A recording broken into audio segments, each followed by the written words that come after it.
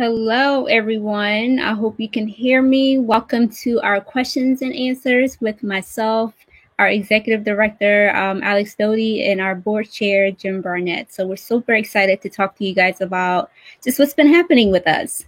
So please join us, tag people.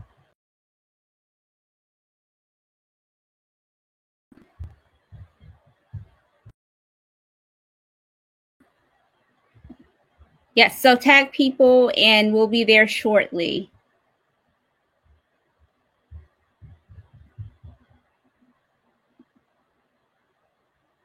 Here I am. I was having a hard time. This is why I don't produce behind the scene.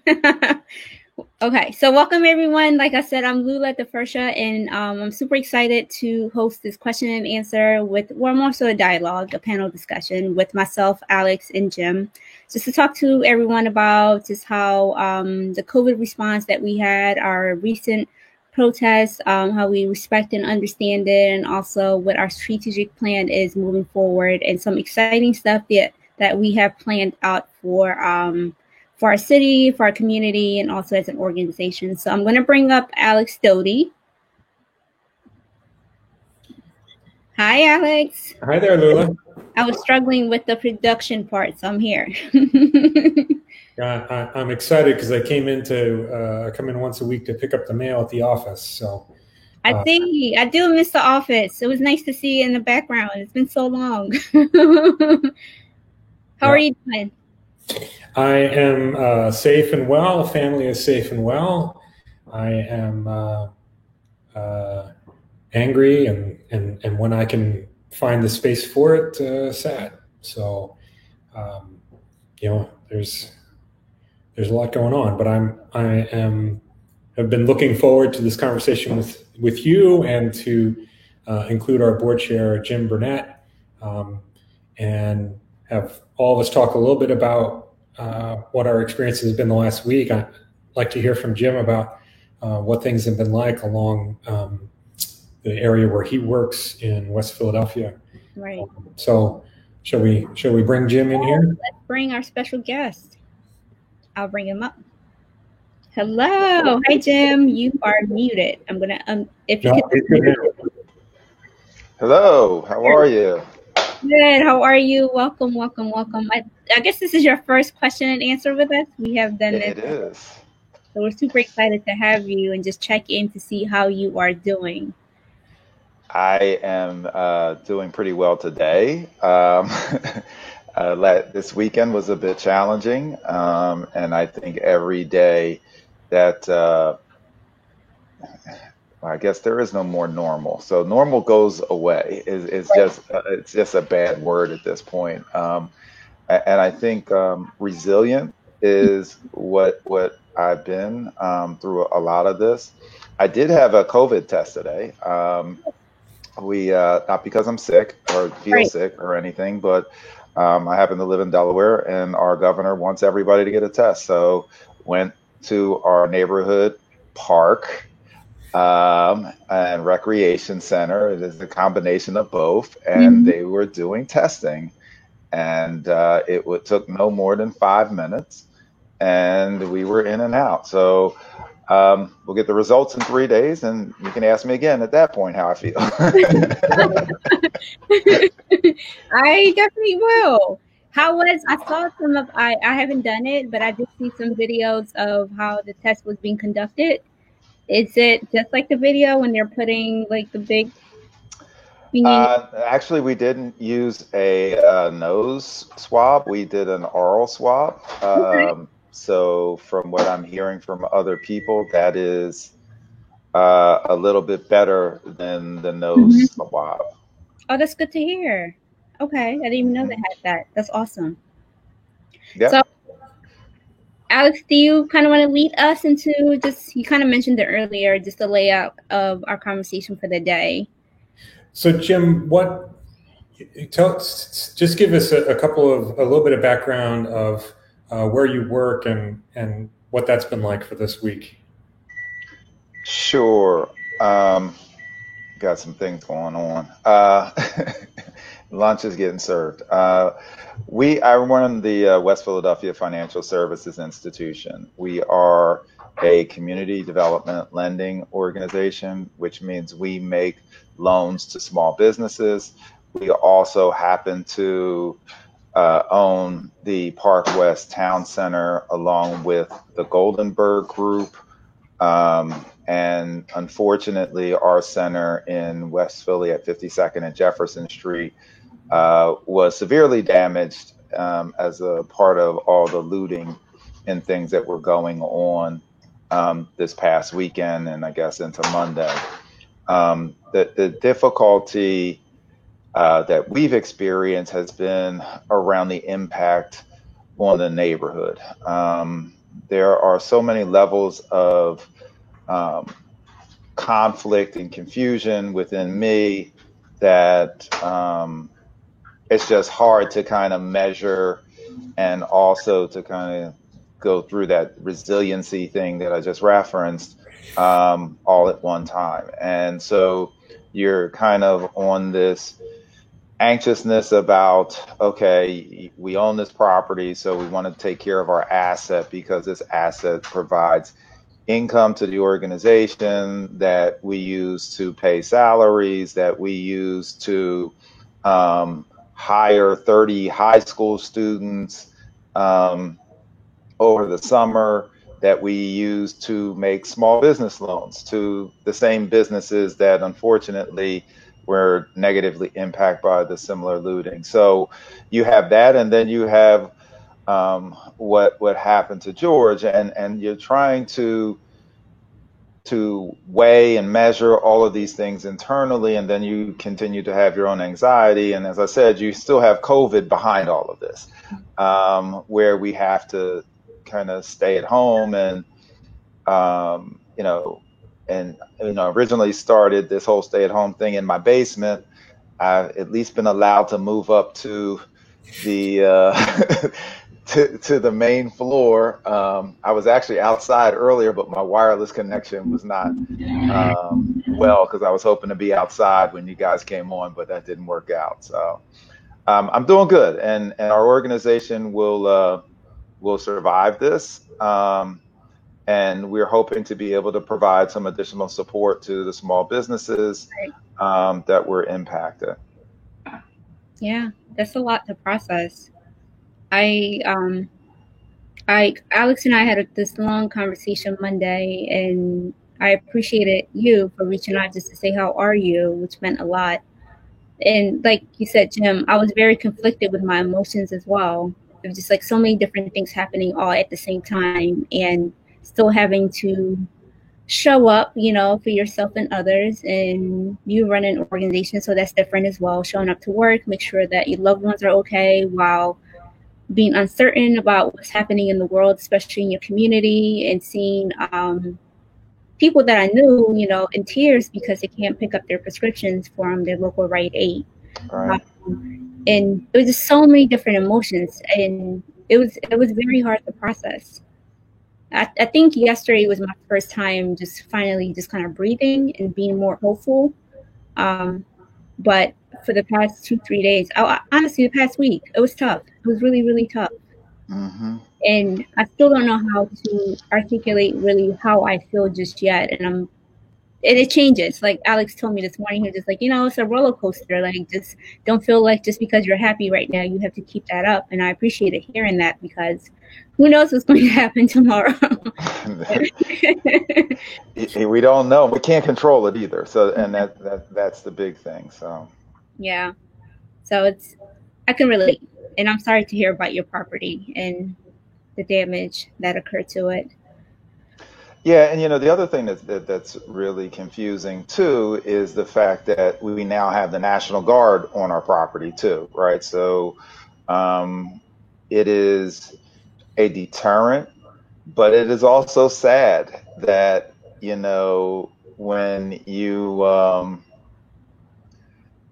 build this place with community in mind, and with community involved, and even after all of the looting and stuff this past weekend, the community was early in the morning, back out, cleaning and shovels. And so you go through this anxiety and angst and anger and frustration, and then you see all these wonderful people show up with brooms and shovels and trash bags, and you grab a broom and you're like, yeah, we're going to do this. And Councilwoman Gilmore, who was just absolutely amazing, it's not her district, I think she's at large, and it's just absolutely amazing. She came out there with a group of sororities and fraternities, and she had her jeans and her t-shirt on and no problem jumping right in. And I was just so impressed with her that day, and have been for a while, but that was just really something that will always touch my heart. And to see a Lucinda Hudson, who is the leader of that community, in tears, it's these emotions. This is roller coaster of really challenging stuff. So happy to have my grandkids to look at every now and again. It's like, send me a picture, and that helps out too. I agree. Yeah, hope came in different forms for me too. Alex shared such a decent story with me, which made me so happy. Seeing the folks in the community getting out early in the morning to clean. There was a lunch drive that a community member that from my undergrad put together because they knew some kids weren't receiving lunch that day. So there's a good in the chaos that's happening. And it was such a great reminder to see humanity just kind of connecting and putting our personal needs to the side to serve our community. Yeah, that word humanity, I'm conflicted with that one too, because I'm almost like, are we human because we do the good stuff, or are we human because we do the bad stuff? And so, and it's I'm wrestling with that one at this point too. So I'm going to do some more reading on that. Yeah, and that's okay, and that's what I processed 2 days ago. It's just like, you could support something and disagree with it, but also understand it and trying to get a full picture of it. But things are happening so fast, it's very hard to keep up. And not keep up with that, plus your personal life and everything that's happening. So sometimes you just have to just shut everything down until you're well enough to process it, and then open it back up again if you're lucky enough to do that. But the conversation that Alex and I had Monday was, what could we do as people individually? How do I contribute to my community in a way that can make a difference? But also as an organization, what change can we make, or how intentional are we right now in the way that we are moving as an organization? And also there's some shifts and changes that we need to make sure that we're listening to people, what they're saying, and we're not doing things from our own perspective as well. No, I agree. And, fortunately, we have good people in our life that we can have conversations with, right? And even to the extent that one of our partners from the Goldenberg Group wasn't able to make it down to the shopping center on Monday. But he called me while I was there, and, he just wanted to talk about the kind of various levels of what was going on, not just that day, but just in society, and how did it affect me, and me from being Jim, somebody who he's worked with for 10 years, and then me from being a Black man in America, to me being a partner at Park West, and all of those things still make me, right? And you have to kind of work through all of those little things. And he doesn't have the same experiences that I have.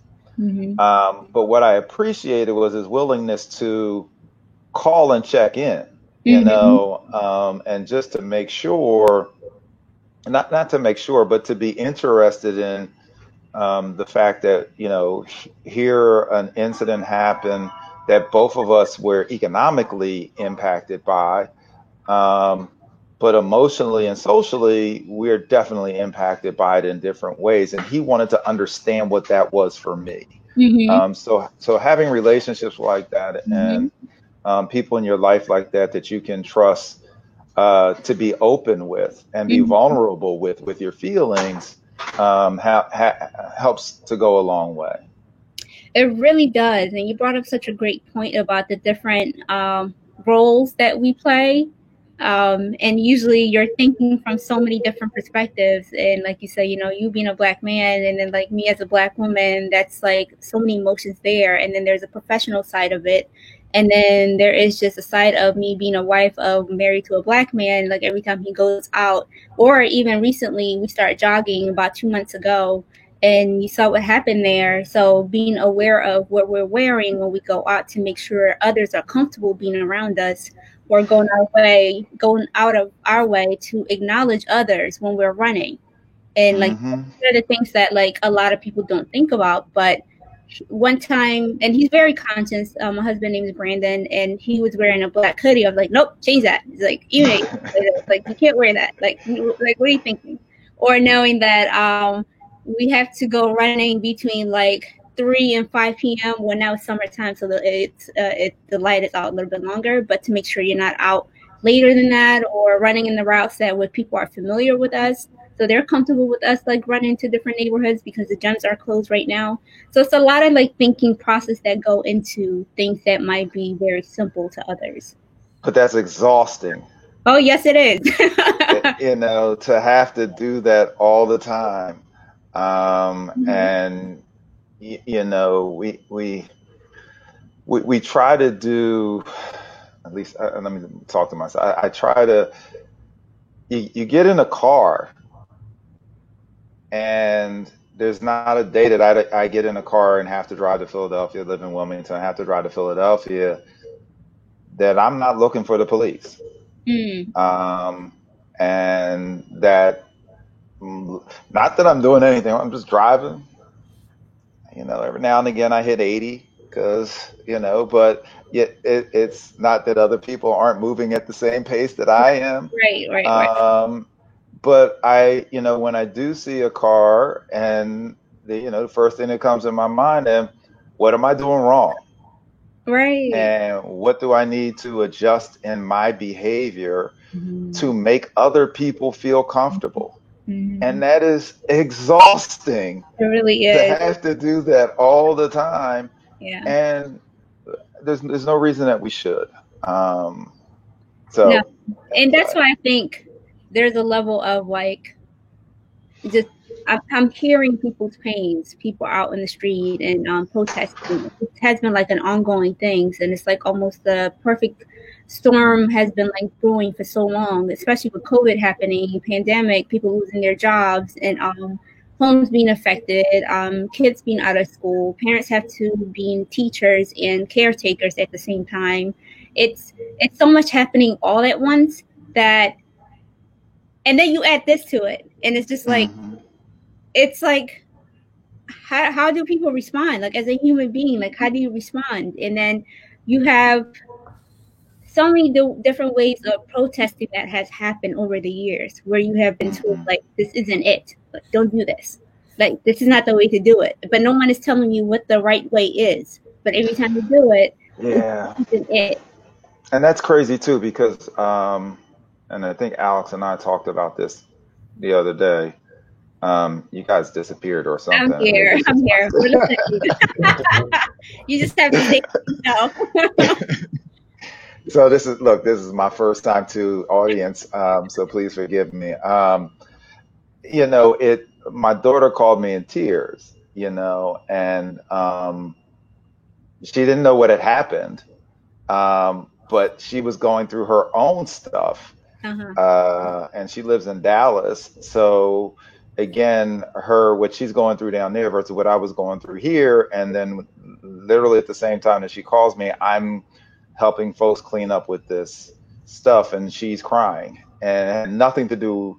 And I thought it was, hey, everything's going to be fine with us. And she was like, no, it doesn't. I don't know what you're talking about, and then you're adding on to her now anxiety that she hadn't even thought of that day, that that her dad and the people in the community that she's familiar with are now not doing well. So it's just tough to be here and at this time. Yes, and go ahead, try to make this thing work. It really is. It really, really is. I think one of the things that I have been having a hard time processing has been the videos. There's just gruesome videos, the constant sharing of those videos, and this isn't like the recent ones, but just over times, and as society, how numb we are becoming to them, and that like this is human being life being like taken away in front of your face, and it's just being shared, and it's traumatic in so many different ways. And if that's something that you saw when you first woke up or midday, it really does ruin your whole day, and not in a selfish way as in like, oh, my life, but it's just now your mind is occupied with a reminder of what is happening in our world. And that not only did I just witness a murder, this is a murder that's not going to get justice potentially. Now I have to process that as well. And then before I can even finish processing that, there's another video that's going to come out like in 2 days. It was like, which one do I care about? Because I'm so exhausted. Like, I'm so exhausted of seeing the videos. I'm so exhausted seeing like my Black brothers and sisters being murdered and no justice being provided. And then also the tears of the parents, the sisters, the brothers who are experiencing this. And we, as a world, we can't even comfort them because there's more that follows up almost every other day or every week. So we're moving on as society to care about another person. So and even COVID forces you not to do it, right? So you can't comfort them physically anyway because of that. The other thing that I was thinking is we've been impacted by this damage and the physical damage in our shopping center. And then you got to look to all these reasons why the individuals that took this on. And I keep going back and forth. And then earlier today, I was just thinking, if you were a baker, right, and you're building a recipe, and you're like, I want to build a cake, and in this cake, I want chocolate, and I want nuts, and I want coconut, and want all these different things to come together, but I only want coconut on the top, okay? And so as I'm building my recipe, I'm like, okay, coconut goes on the top, and maybe I'll put some icing on the top. I want my nuts to come in on that bottom layer. And I put my nuts in on that bottom layer because I want that crunch kind of at the end, so when I'm eating my cake. And you created this recipe, and then you go to make this cake. And you start to put the ingredients in, and you're following your recipe, and then you put it in the oven, and it starts to bake. And if we start to kind of equate that to America has created this cake, and now they don't want to eat it, because you've put yourself at the top of this cake on the outside of this cake, and yet you got these nuts at the bottom. And expecting the nuts to be something other than what you created them to be in the first place. You haven't educated them. You haven't given them jobs. You haven't provided them with housing. And more importantly, just haven't provided them with opportunity. And so when they then act out at you, you're surprised, but they responded in just the way you have been basically training them to be for 400 years. So, I mean, I'm frustrated personally because it personally impacted me, but I still got to do the math and analyze how we got to this point in the first place, so that we don't have more Georges. Because the other thing that I'm afraid of is these cases go to court and they end up negatively, and we're back at this again. And I got the National Guard back out in my place again, trying to protect. Yeah, that's such a great point. I always think about this, just especially with COVID and how much it has exposed and things that we already knew that is existing in our society. but it's almost a social contract that we all have signed as a society, meaning like you follow rules, you do what you're supposed to do, and you get the best result. But it only benefits like one side, not the other.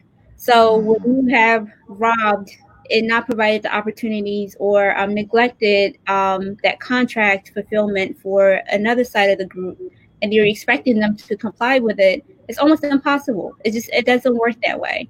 So I think I'm praying that this will create the necessary change, but I do share the fear of the outcome of once court is over with the 4 police officers and what that would look like if after all of this and it's almost like, they're not found guilty in any type of way.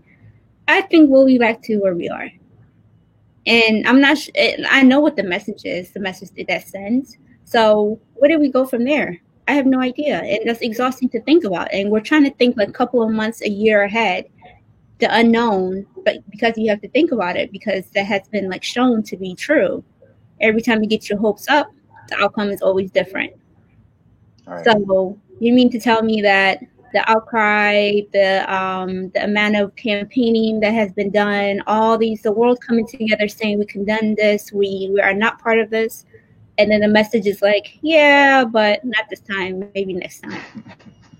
Like, what do you do with this? Just wait. Yeah, so just wait to the next one? No, it doesn't work that way. So I share that fear with you as well.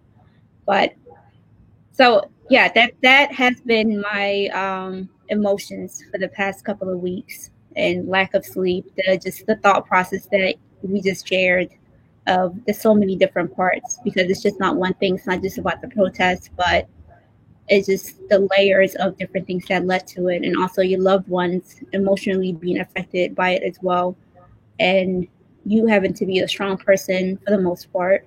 But more recently, I have told myself I don't have to be the strong person, and I'm not okay right now. Right. Sharing that with everyone, and being grateful, like you said, having colleagues that understand that and create the space to hear me out and try to understand it or talk me through with it. So I appreciate that, Alex, Steve, Sarah. Seriously, it's a blessing to be in a space where, as stressed as I wasn't stressed about going to work, if that makes sense, because I knew I was surrounded by good people. Right. And that was just I was grateful for even not to be stressed about that. Yeah. Well, it's not as if the rest of us are not stressed, right? I mean, I'm grateful that you guys are including me in this conversation, and I know the level of stress that I'm experiencing, and that's as a white straight male, right? So, so there's these other layers that are not accessible to me, and I appreciate that, and I am having a very imperfect reaction to the last couple of months, so. Yeah. It's a lot of I think most of us are. Yeah. Yeah. I mean, we're going through a pandemic. Like, that alone is just, that alone is stressful. And then and is also not equal, right? I mean, that it's just piling on. Yeah. Absolutely. So I know I started my new job March 2nd. I was in the office that you're seeing for 2 weeks. I got to enjoy that, and then the world shut down. So now I'm in the house. This has been like my office space, and majority of our conversation has been just we had to pivot in a lot of ways. We're starting with COVID and how that affected us. So our work had to be shifted to virtual world. So we had to get creative with that. And now with everything that's happening, we had to revisit our conversations, and we do weekly check-ins, and Alex and I check in on a regular basis throughout the week as well. But what are we missing on our part? Like, what are we not thinking about? Whose voice are we missing as we are making decisions? And how inclusive how much more inclusive that we need to be in making sure that everyone's voice and stories are being heard as an advocacy group. So those have been like our conversation for the past week, it's been exciting, and it's been exciting because a lot of good things came out of it. And before we transition to that, I just want to say, Jim, thank you so much for sharing your experience and being so transparent during this conversation, because it takes a lot of energy to even have this type of conversation. So I just want to say I appreciate you for sharing that and feeling safe enough to share your experience. That means a lot. Appreciate that. Yeah, and thank you for thinking about this whole process of having this conversation. Truly grateful for you as a leader and as a boss. So, but yes, talking about our so Lula, can I ask Jim a question? Yes. Sure. So Jim, you and I have had conversations since I started in September, I think, about why parks have meaning for you. And I'm just wondering if you can share some of that. Yeah, I am privileged to have grown up in Mount Airy, part of Philadelphia, and in a small little row house, mostly with a single mom and 4 brothers and sisters. And as the oldest child, it was 5 kids and a mom in a 3-bedroom house, and not a whole lot of space to think. And fortunately, a bike ride away to Valley Green, or to Pastorius Park, or to Cedric Playground, they were my oasis. And on Cedric Playground, it was playing basketball, whether it was snowing or 90 degrees. Me and my friends would be there. And then when we would go down to Valley Green, it would be hiking or swimming, even though we probably weren't supposed to be doing that. But it literally was my salvation, especially through high school, when I was, again, trying to process, my father leaving and going places, and figuring out where you're going to go to college, and still having siblings that are, my youngest sister is 14 years younger than me. So she was basically a baby, and hoping that mom could still take care of her, and maybe I shouldn't go to school, or, so all of these things took me into the park for long walks, self-contemplation, and has always been kind of my space. But recreation was too. So it was always playing sports, and I grew up in a sports family. My father actually was, at one point, 5th ranked in the world in the 400 meters. So sports were literally a part of our life, and that meant going to, all the recreation centers around the city, for the most part, playing basketball. And so, I have an intimate relationship with Parks and Rec, and given COVID, and the fact that young people, especially high school people who are accustomed to whether to get a job during the summer, and there's less summer jobs this year, and a lot of businesses don't want to take the responsibility, if they can even be open at that point in time. And there aren't any camps for the younger kids, or if the camps are there, it's going to be different because you can't have as many. So, and now we're talking about budget cuts that will reduce services even more. So, the challenge, again, and if I'm looking at it from my own personal perspective and what I went through as a child, if I was one of these young people today, what would I be doing if this was my space where I could get away to think and, get my my energy out, and not having that outlet. So I'm afraid, again, but I also think COVID brought out something which is really important, that open spaces, playgrounds, are places we retreat to. Art are places we retreat to when we're damaged, Right. and our creative ideas start to come to the forefront. But we need those spaces, and we need to invest in those spaces. And Philadelphia is a unique city in that we have a lot of these spaces. And I think the challenge for our government is to not look at them as ancillary benefits of the city, but looking at them as just as valuable assets to the health and well-being of our communities, the same as you having a job, the same as you going to school, because these are spaces where we can be creative, where we can be vulnerable again, and where we can share activities, even if we're doing it social distancing. So again, I'm just answering Alex's question as honestly as I can from my own personal experience. I think that's that experience is, how do we try and get as good an approximation of that as we can under these really difficult times, facing unprecedented budget crisis and with having to do things in new ways.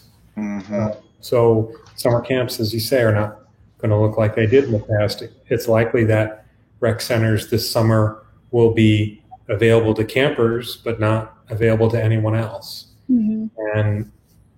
And what we've talked about and what we're particularly concerned about is that teenagers tend to use the rec centers in more of an informal way. You show up, you play games, but it's a safe space that you can go to.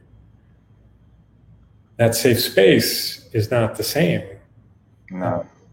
And so how do we adapt? We have rec advisory councils who are volunteers who have devoted years often of service in volunteering at centers, but they have to figure out how to do that Right. in a different way. And some of that then has to be virtual. Do we have the tools? Do we have the activities? Do we have the training that allows those folks, to do that? So the thing that's struck me, both from what you guys have been saying and from what I've heard from rec centers in the short time that I've been doing this work, is that folks are used to, they object to, but they are used to scarcity.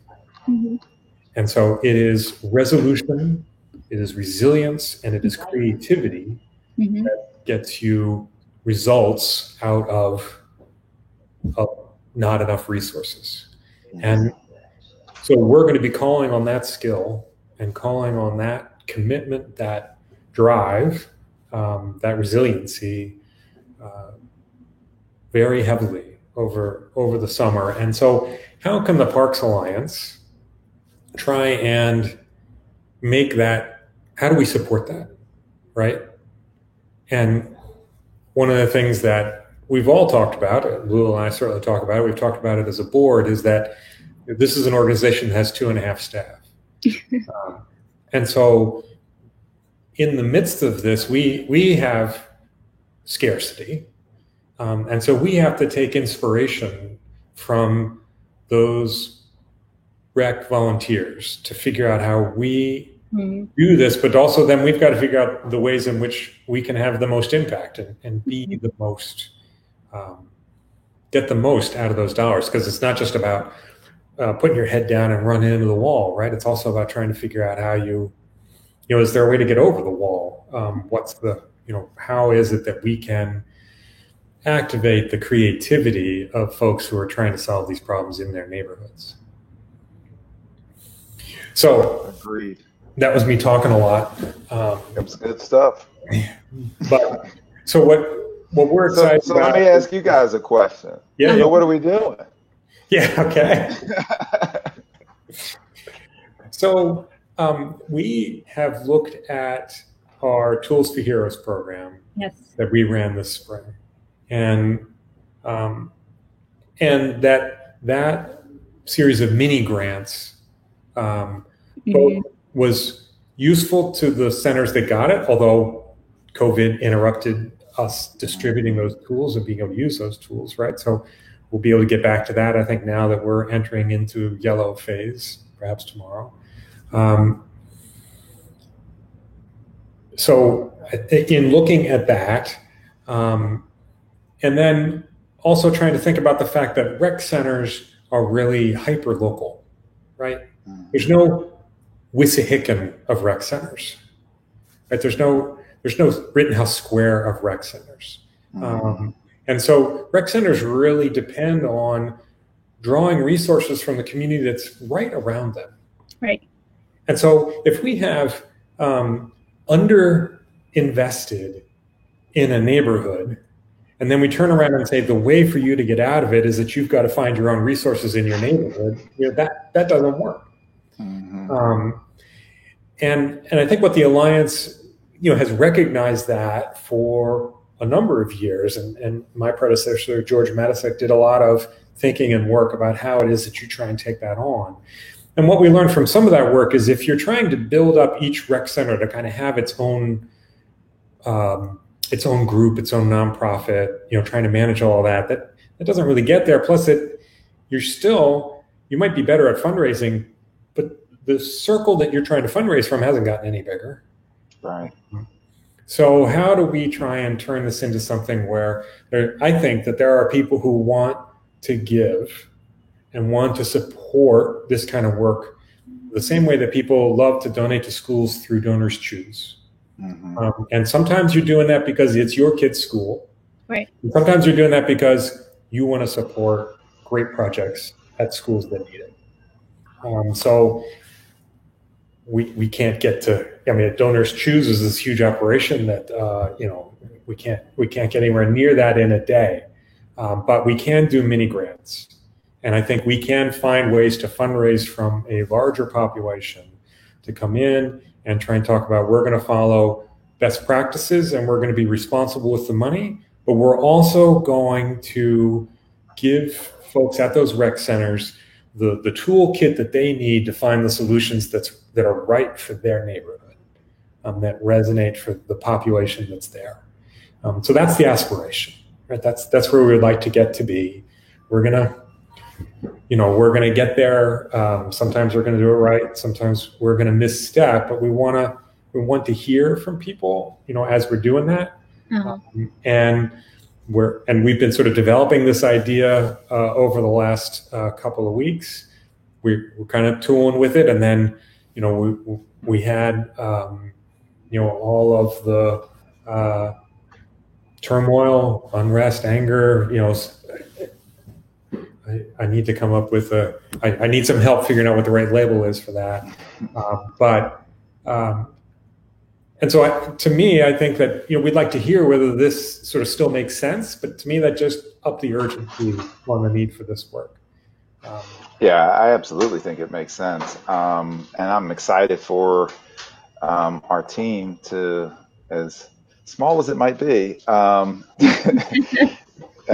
be able to maximize our resources and still have an impact, especially this summer, leading into the fall, and where there are major gaps all over that I've talked about earlier. And so the other thing I think is really important for anybody that's listening here today, and also the messages that Alex is just saying about community, like each of these playgrounds are uniquely that community. And that was really cool about going to the different places to play ball was, hey, you get to experience this neighborhood through the people in this playground, and different races and different ages and male and female. It was just really experiential. And that's, we're trying to find ways through the Parks Alliance to make sure that those experiences still happen in some way. Right. And I commend you guys for that effort. Speaking of those experiences, the other thing that we're also in the process of figuring out and the best way to implement is just telling stories how do we amplify the stories of the recreation centers that are normally not heard from? And also, how do we connect with community members that are within that rec centers to not contribute to the story, but have a hold of that story. So the story is not being told from our part, but from their account as well. So just capturing not just great photos, but the realness of that community center, the recreation center, coming from the people who volunteer, the people that attend on a regular basis, people who are advocating for that community on a regular basis. So we're trying to kind of like create that platform where hopefully we get to launch it soon with everything. So we have a lot of exciting stuff. The preview that we're giving people viewing today is that I think tomorrow we will sort of announce that we are doing this Tools for Hero COVID-19 Response Fund, and start giving people the opportunity to support that. And then next week, start opening up the centers to be able to apply for that. We're trying to make these are going to be mini grants, right? But they can make a real difference, and trying to make it as simple as we can for the centers, right? So as having spent a career applying for money from different places, some people choose to make it more onerous than others, and we're going to try, as simple as we can. And because I think that a big part of what we need to do is to try and clear space, right? Let's get our elbows out in front of these rec volunteers and try and just make it, support them, make it as easy as we can for them to be engaging with their center and helping kids. And adults, right? There's no reason why we should limit this, but that is the traditional safe space for kids. And I mean, that to me, that's the piece that really resonates for me in COVID, in the tales of police brutality, is just safe space. And for too many kids, home is not a safe space. For too many kids, their neighborhood is not a safe space. And also, in truth, sometimes the rec centers aren't safe enough spaces either, right? But it's, for many people, it is a safe space. And and even some of the bad apples recognize that it's the safe space and make sure that those folks are protected on that space. And so, I've talked to many young man who has said that, he was able to continue to playing basketball because the other not so great individuals understood that this is a person we need to make sure gets out of here.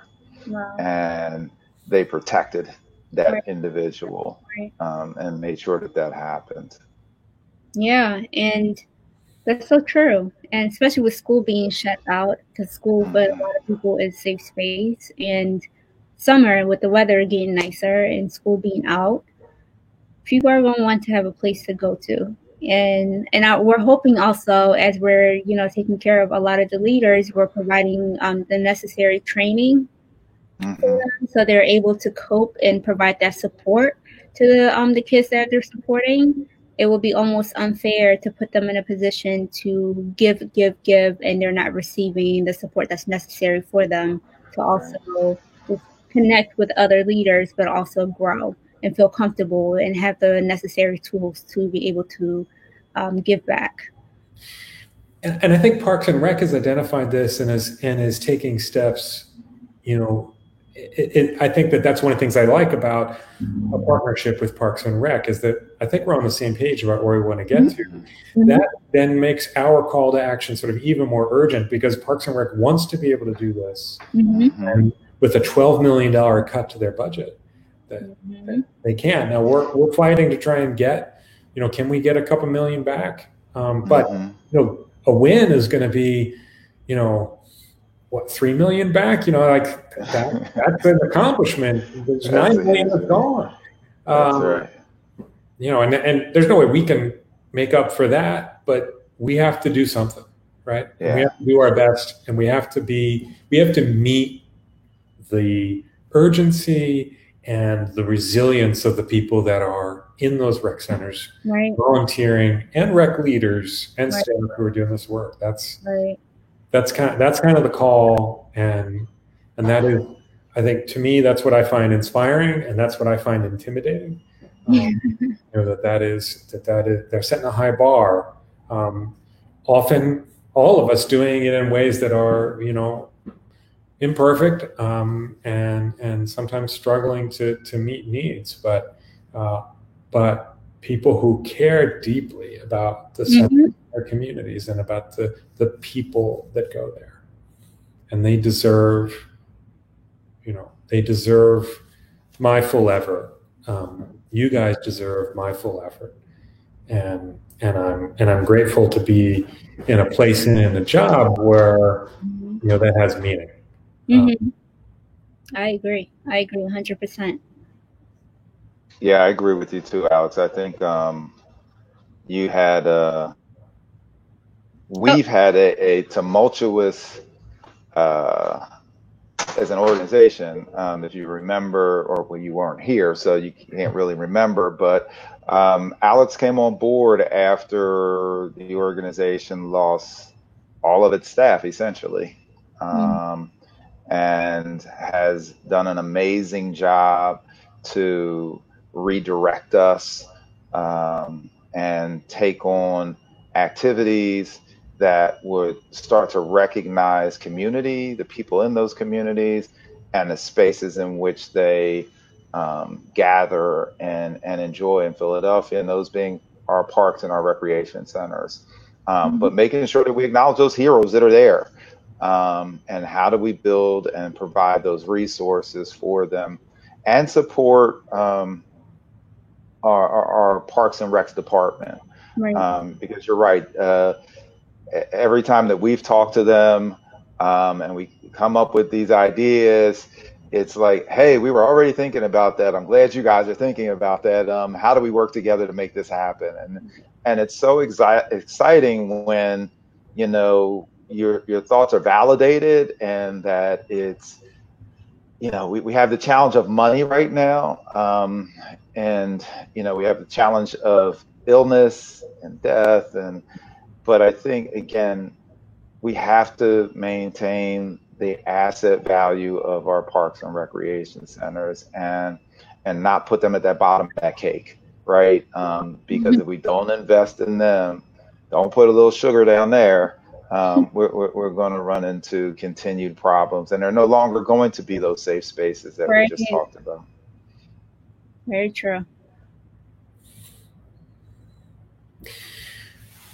So, I think we've covered a lot of territory. Lou, I don't know if there's anything else that we wanted to make sure that we talked about. We talked a bit about, what our plans are. Right. And excited to start sharing those. Yeah. If you are not if you're not part of our mailing list, please go to our website and sign up so we can have your email address so you can learn more about our upcoming projects. That way we're starting to send out more newsletters, so you'll be able to stay up to date with what's going on with us as well, weekly or bi-weekly. And also, we're doing a lot of different content on social media, like the questions and answers or panel discussions like this, and we have more coming up. So if we don't have your email address, please feel free to go to our website and provide that so you can stay in the know. And I'm just grateful to be able to share this platform with both of you guys. Today, we covered so many different topics, which really ties to the work that we do. I'm appreciative to be in a space and a workplace that understands, receive, and listen to my voice and recommendations. And also I'm able to learn from my colleagues as well. I genuinely feel grateful for that. And Jim, we're so grateful for you for taking time out of your busy schedule to be with us and have this super deep conversation in the beginning. And then, that's super exciting. So, Jim, I'm going to show up to you. Can you tell us a little bit about whether there's any cleanup days or volunteer opportunities there? Because because I've got a broom and garbage bags from the Lowe's in that space. And I was on 52nd Street on whatever it was, Wednesday morning, or I can't. Monday morning. It's probably, and hopefully, knock on wood, we don't have any more cleanup days. What we do have, though, is ShopRite plans to open, soft open on Sunday, and then to have some type of celebration on Monday. And as soon as I get the information, we're trying to coordinate with Sandy Brown on some things that they need from us. That would be a great time. Again, we need some of those highs too. So we want to embrace those opportunities to say thanks and to the extent that we can, because of COVID, to interact with one another. So bring your mask. Yeah. I'm ready to go. Hey, and as long as my test doesn't come back negative, I will be there too. I know. We're going to check in with you in 3 days, and we are sending well wishes your way. So thank you. We can continue keeping our energy high. But if you joined us just now, do not be afraid. This is recorded, so it lives on our YouTube and our Facebook page. So you can rewatch it again, reshare it. But if you have been with us since the beginning, we are grateful for you to stay with us too until the end, which we're wrapping up right now. We have put our website in that comment section, so please feel free to go to our website. I think we did. If not, we'll put it in. No worries. And if you have a YouTube page, please subscribe our YouTube page. We're like 15 more subscribers from reaching 100. We worked really hard to get to 85. Come on, guys. I've been told this is an important milestone. Yes, get us there, because we were at 3 or 4. So 85. All right, can we get there before the end of what? How many more do you have to get? So 15 more. Oh, we can get that by the end of the day. Come on now, 15 more. Big goals. You heard Jim. So please, yes, there you go. Our YouTube page is in the comment section. It takes less than a minute to go and subscribe, and you get to watch all of our content since COVID and beyond that as well. But we have done more on our social media since the shutdown. So yeah. And anything else? Hey, quick shout out to Ruth Seeley. Thanks for watching, Ruth. Her husband hired me in my first job. So. Oh, thank you, Ruth, for joining us. We do have a couple of comments saying thank you for sharing. You're genuine. Oh, sorry. I'm like, I can't produce, as you can see. All right. Thanks both for being here. Guys, have a great weekend. It's been fun. All right. Have a good one.